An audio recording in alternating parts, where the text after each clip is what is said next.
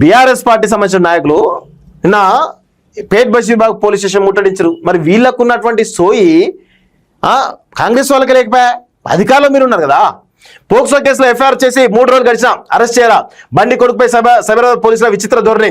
అమాత్యుడి కొడుకు సరికొత్త న్యాయం. ఇప్పటికే నిందితుడిని విచారించని పోలీసులు. బాధితురాలి స్టేట్మెంట్ లో రికార్డులను ఒత్తిళ్లు. బాలికను బెదిరించేలా పోలీసుల వ్యవహార శైలి. జరిగింది చెప్పడానికి సమయం ఇవ్వని వైనం. చెప్పింది చాలు, త్వరగా ముగించేలా దబాయింపు. వాంగ్మూలం సేకరిస్తూ ఉండగానే పైనుంచి ఫోన్లు. రాత్రికి రాత్రి నిందితుడికి ఇన్స్టాగ్రామ్ ఖాతా మాయం. భగీరథ అందుబాటులో లేనంటున్న అధికారులు అంటూ చూస్తాను.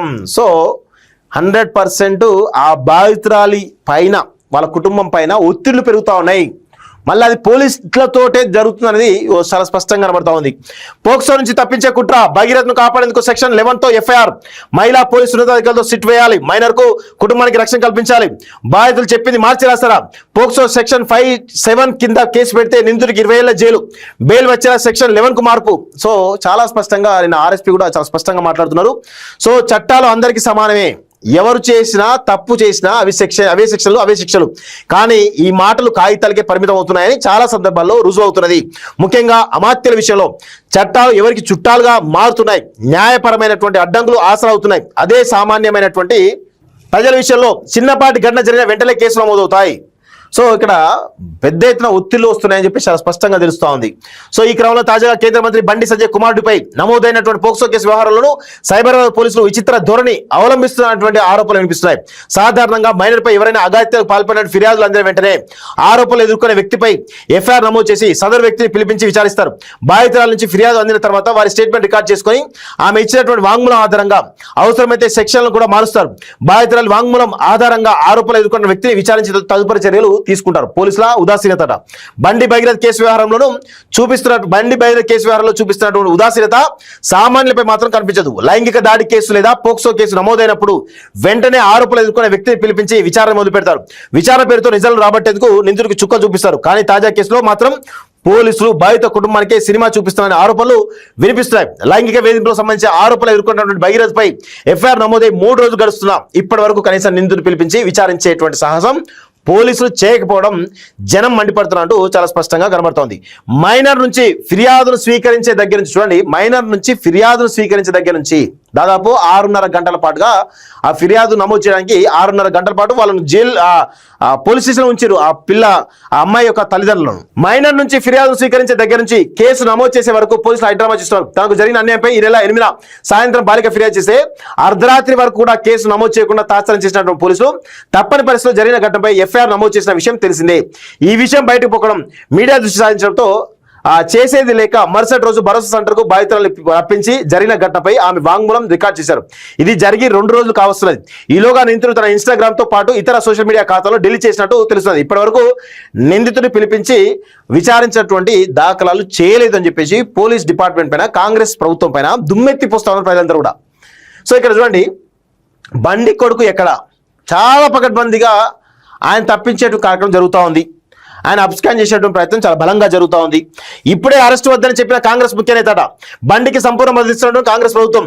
ఇప్పటికీ నోరెత్తని కాంగ్రెస్ నేతలు, మహిళా మంత్రులు పోక్సో కేసు నమోదైనా అరెస్ట్ లేదు, విచారణ లేదు. పక్కా పథకం ప్రకారం కొడుకును తప్పించిన తండ్రి ఫోన్లో అందుబాటులో లేదంట పోలీసులట. ఫోన్లో అందుబాటులో లేదని పోలీసులు తప్పించుకునే ప్రయత్నం చేస్తూ ఉన్నారు. సో దేశవ్యాప్తంగా సంచలనం సృష్టించినటువంటి పోక్సో కేసులో కేంద్ర హోంశాఖ సహాయ మంత్రి కొడుకు ఎక్కడ అనే ప్రశ్నలు అందరిలో తలెత్తున్నాయి. బాధితురాలు మైనర్ గా తేలడంతో బీజేపీ నేత బండి సంజయ్ కుమారుడు సాయి భగీరథ్ బగ్గి కనిపించలేదు. ఆయన సోషల్ మీడియా అకౌంట్స్ అన్ని హైడ్ అయిపోగా ఫోన్ స్విచ్ ఆఫ్ లో ఉన్నది. పోక్సో కేసు నమోదు కావడంతో అతను పారిపోయినట్టుగా సాక్షాత్తు పోలీసులు చెబుతున్నారు. అయితే గతంలో ఏ నేరం జరిగినా నిమిషాలు గంటల వ్యవధిలో నిందితులు అదుపులోకి తీసుకుని విచారించే పోలీసులే ఇప్పుడు కావాలని నిందితులు పట్టుకోవడం లేదని స్పష్టమవుతున్నది.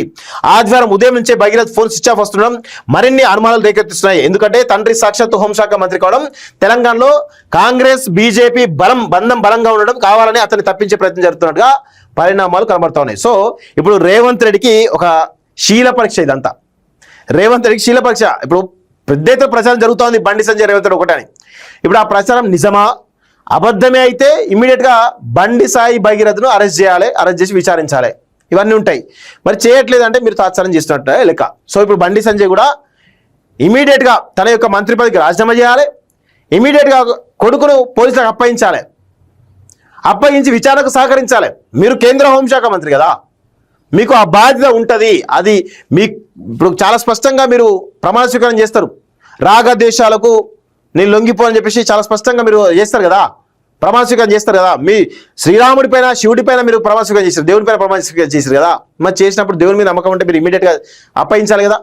చట్టాల మీద నమ్మకం ఉంటే, భారత శాసనాల మీద మీరు ప్రమాణ స్వీకారం చేశారు కదా, దేవుడి పైన ప్రమాణ స్వీకారం చేశారు కదా. భారత శాస్త్రాలను శాసన చట్టాలను గౌరవిస్తా అని చెప్పి చాలా స్పష్టంగా చెప్పారు కదా. రాగద్వేషాలకు తావు లేకుండా పనిచేస్తా అని చెప్పేసి అన్నారు కదా. ఏమైంది మరి? ఇది పరిస్థితి కనబడతా ఉంది. ఇప్పుడే అరెస్ట్ వద్దు ఎవరు మాట్లాడదట. చూడండి, కాంగ్రెస్ వాళ్ళను బీజేపీలు మేనేజ్ చేస్తున్నారు. కాంగ్రెస్ ఒక్కడు కూడా మాట్లాడుతున్నాడు, ఒక మంత్రి మాట్లాడుతున్నాడు, ఒక ఎమ్మెల్యే మాట్లాడుతున్నాడు. ఎంత సిగ్గుమాల తరం ఇది. ఏమంటారు ఇక్కడ బీఆర్ఎస్ విమర్శించే సందర్భం ఏదైనా సరే చట్టాపట్టాలు వేసుకొని ఒక పద్ధతి ప్రకారం కలిసి వెళ్లే బండి సంజయ్ ముఖ్య నేతలు తమ దాకా వచ్చేసరికి జాగ్రత్త పడుతున్నట్టు తెలుస్తుంది. కుమారుడిపై ఏకంగా పోక్సో కేసు నమోదైన పోలీసులు అరెస్ట్ చేయకపోవడానికి ప్రధాన కారణం ముఖ్య నేత నుంచి వచ్చిన ఆదేశాలని పోలీసు వర్గాలు అంటున్నాయి. ఎవరు ముఖ్య నేత? రేవంత్ రెడ్డి, అంతే కదా, ఇంకెవరు ఉంటారు?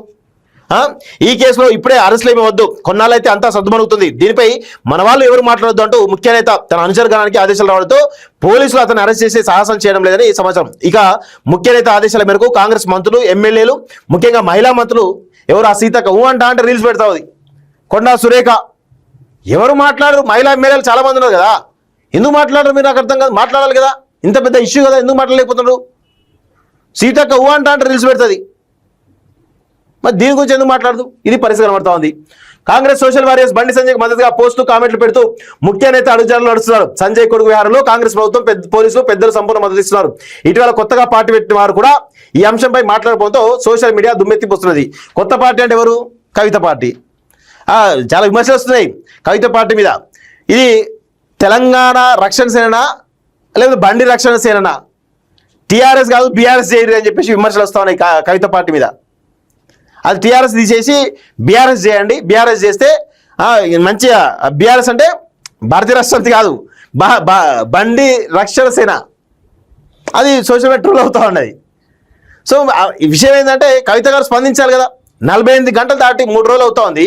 ఈ అంశం పైన కవిత గారు స్పందించలేదంటే మీరు బండి సంజయ్కి పరోక్షంగా మద్దతు ఇస్తున్నారా? ఈ తెలంగాణలో ప్రతి అంశం పైన మీరు మాట్లాడుతున్నాం అంటారు కదా, ప్రతి అంశం పైన మేము మాట్లాడుతున్నాం, ప్రతి అంశం సంబంధించినటువంటి సమస్య పైన మేము మాట్లాడుతున్నాం, కొట్లాడుతున్నాం అని చెప్తున్నారు కదా. మరి ఒక మైనర్ బాలిక, ఒక ఆడపిల్ల, చిన్న ఆడపిల్ల, ఆ కుటుంబం వేదనతో ఉంది, మనోవేదనతో ఇబ్బంది పడతా ఉన్నారు. మరి వాళ్ళకు మనోధైర్యం ఇవ్వాల్సినటువంటి కవిత తెలంగాణ రక్షణ సేన టీఆర్ఎస్ పార్టీ మరి మద్దతు ఇవ్వాలి కదా. ఈరోజు తెలంగాణ రక్షణ సేన ఏదైతే ఉందో టీఆర్ఎస్ మద్దతు ఇవ్వకపోగా ఇప్పుడు పెద్ద ఎత్తున మిమ్మల్ని ఏమంటున్నారు? బండి రక్షణ సేన అంటున్నారు. బీఆర్ఎస్ అంటారు, టీఆర్ఎస్ కాదు బీఆర్ఎస్ అంటారు. ఆల్రెడీ బీజేపీ మీరు బీఆర్ఎస్ పెట్టుకుంటే ఇమీడియట్గా మీకు ఇంకా ఈజీగా రిజిస్టర్ వస్తాయి, మీకు కావాల్సిన సింబల్ ఇస్తారు. ఇక బీఆర్ఎస్ పార్టీ కూడా ఇప్పుడు ఏదైతే కేసీఆర్ బీఆర్ఎస్ పార్టీ, కవిత బీఆర్ఎస్ పార్టీ అవుతుంది, రెండు వర్గాలు అవుతాయి. సో అట్లా అయిన తర్వాత ఏమవుతుంది? ఇమీడియట్గా మీకు కావాల్సిన ఓట్లను కూడా చీలుతాయి, మీకు మీ లక్ష్యం నెరవేరుతుంది కదా. చేయండి మరి, అయిపోతుంది. బీఆర్ఎస్ అని చేయండి, బండి రక్షణ సేన అని చేయండి. కవిత గారు మేము ఒక సలహా ఇస్తున్నాం.